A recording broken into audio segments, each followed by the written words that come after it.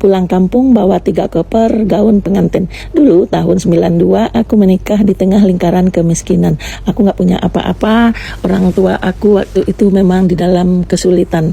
Jadi kita cuma acara akad nikah saja, nggak ada acara apa-apa. Aku cuma ada waktu itu ada saksi, kemudian ada berapa orang keluarga dekat. Aku menikah di usia muda, di usia 19 tahun. Di malam pertama aku menikah, aku tidur di rumah orang tua yang sangat sederhana, beratap daun, berlantai tanah. Malam itu hujan deras, air menembus dari atap membasahi kasur kami. Aku dan suami terpaksa menggulung kasur, lalu setengah malam duduk terjaga, sibuk mencari cara agar air tidak terus mengalir ke kaki kami.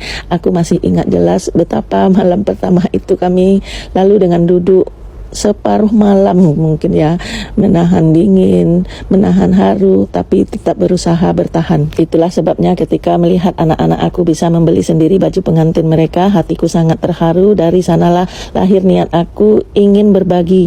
Aku ingin gaun pengantin anakku bisa dipinjamkan secara gratis, terutama untuk mereka yang tidak mampu. Karena aku tahu persis rasanya menikah dalam kekurangan, rasanya sedih, rasanya perih, tapi juga penuh doa dan harapan.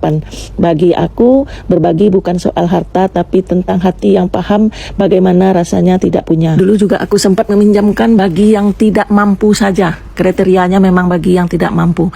Udah ada beberapa yang meminjam, tapi sekarang lagi aku tutup karena di rumah ada renovasi. Jadi untuk fitting, untuk menyesuaikan baju itu butuh tempat yang bersih. Kemudian aku sekarang sangat sibuk, jadi kemarin udah aku tutup. Tapi tiba-tiba teman aku dari kampung menelpon, katanya dia mau menikahkan anaknya di bulan Oktober. Langsung juga tersentuh hati aku karena teman aku ini adalah teman sama-sama susah dulu waktu kecil. Kita sama-sama SD, sama-sama MTS, kita sama-sama susah dulu. Jadi aku ingin berbagi juga buat teman aku ini, guys. Jadi anaknya mau menikah di bulan Oktober. Lain lagi kisahnya yang satu ini, sebenarnya teman aku itu bukan orang yang kekurangan, kehidupannya cukup, pokoknya berkecukupan, tapi karena kami sudah seperti saudara, aku pun meminjamkan juga.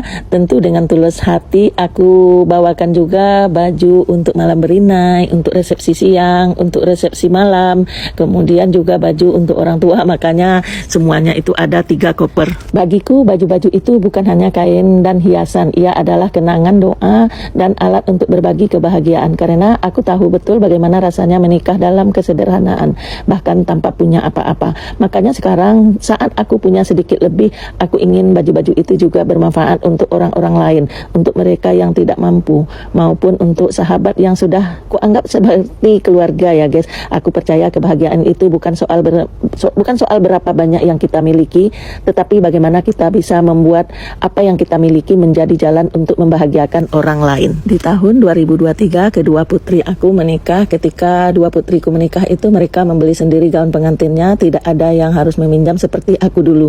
Dari situlah muncul niat di hati aku, kalau aku punya baju pengantin aku akan meminjamkannya secara gratis bagi orang yang tidak mampu, ataupun bagi sahabat aku seperti ini, ya guys. Aku sampaikan niat itu pada anak-anakku dan jawaban mereka membuat aku semakin terharu. Asal mama bahagia, lakukan saja. Sejak itu beberapa orang sudah meminjam gaun pengantin, semuanya gratis. Aku bahagia bisa sedikit meringankan beban mereka yang sedang berjuang. Namun belakangan aku harus menutup sementara untuk meminjamnya. Rumahku lagi renovasi, jadi berantakan banget.